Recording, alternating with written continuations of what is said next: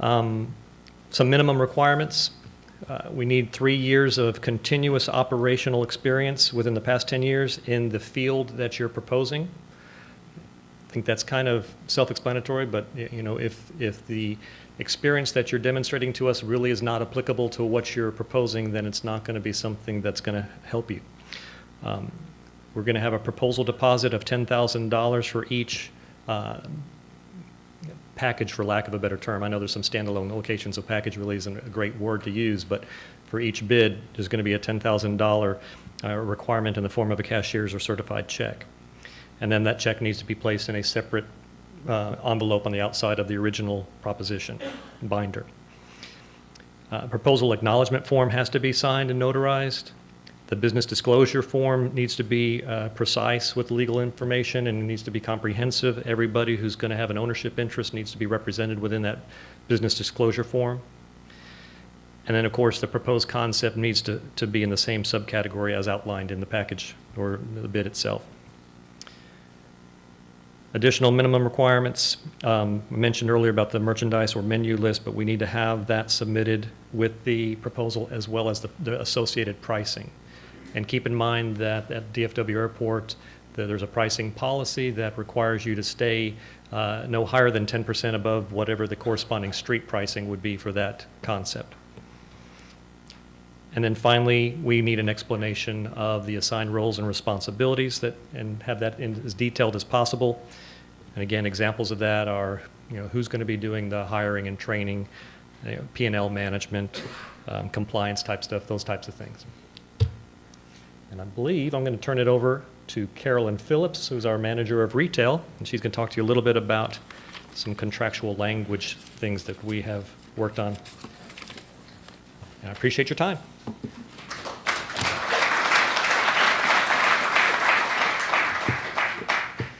Hello, everybody.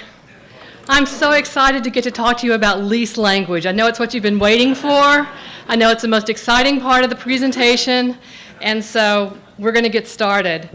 And please keep in mind that what we're talking about today, really, I'm focusing on some of the lease changes that have happened.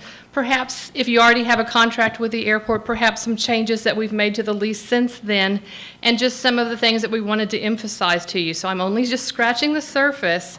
This is not a comprehensive review. I suggest very strongly that you read through the lease. We've worked very hard to make the lease as short and sweet as possible. So here we go. First thing we're going to talk about is product exclusive rights. Occasionally our board, well, you know what? Let me make sure I've gotten everything on here. Oh, there's something I forgot. The lease as written is the lease that we will be using for all packages for this proposal. So what that means is if you have any changes that are specific to your company, they need to be handled in the special provisions section in Article 1. So we will not be making any changes to the lease in any section other than Article 1, and that would only be special provisions that would be appropriate to your company. One other thing I wanted to talk to you about is even though we might have packages that might have multiple locations on the package, because of TRIP and because of the timing and the fact that we're going to have locations that will be that will have opening dates and construction dates over the course of about 3 years, each location will be on its own lease. So I just want to make sure everybody understands that. So you might win a package, but that package will have 2 leases. And each lease will have its own MAG, its own percent rent, and its own term date. Okay?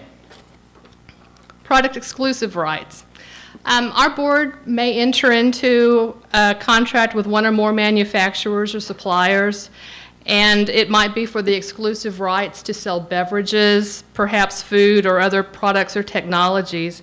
And we need to make sure that you understand that we want you to agree to include these products or technologies and honor the exclusive company's price ceiling, or anytime we have things like planograms from those companies, that you honor those also.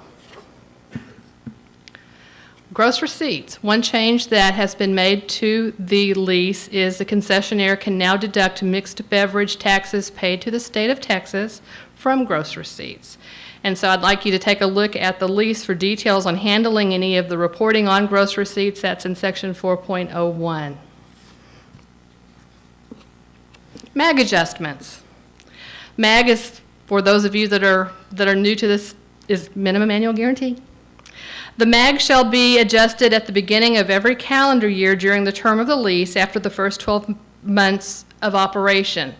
One of the changes that has happened with these leases since some of the others that you've seen in the past, some of the past might have had your MAG adjusted based on CPI. Some might have had your MAG adjusted to 85% of actuals. Going forward, your MAG will be adjusted to a flat rate of 3% per year. Okay? Reporting due dates. Wanted to just make sure you take a look at the lease, make sure you understand all the reporting due dates. MAGs are always due on the 1st. Percent rent's always due on the 20th, and the only reason I'm telling you this is our finance doesn't provide you any grace period at all. Everybody hear me on that one? No grace period, so please make sure you understand that. Products and pricing. And we'll talk a little bit about street pricing also. You are required when you sign your lease to provide a full listing of all products and/or services that are going to be provided as an attachment to your lease. We are expecting you to be within 10% of what that same product or service is charged on the street. Okay? So we will be doing price verifications, and so we will be conducting price verifications at least yearly, at least annually. And so it could be handled by an outside company. We might ask you to do your own price verifications, and we might ask you specifically for locations that you think are comparable to your business that we can use for price verifications, okay? And so keep in mind, again, that if a product is part of an exclusivity contract with the airport, we may ask you to adhere to a maximum or a minimum price. As an example, Pepsi products, okay? Any questions so far? We're good? Okay. Hours of operation. For Terminal A, your locations must open at least 1 hour prior to the scheduled departure of the first flight originating from the hold room within 3 gates on either side of you. You need to stay open until the last flight is called for boarding within that same area. Does everybody understand that? So I'm not going to tell you you open at 7 and you close at 10. You have to kind of base your opening and closing times on the flight activity around you. Our goal is to take care of the passengers getting on a plane, okay? So when if the last flight is called for boarding, you're good to go, okay?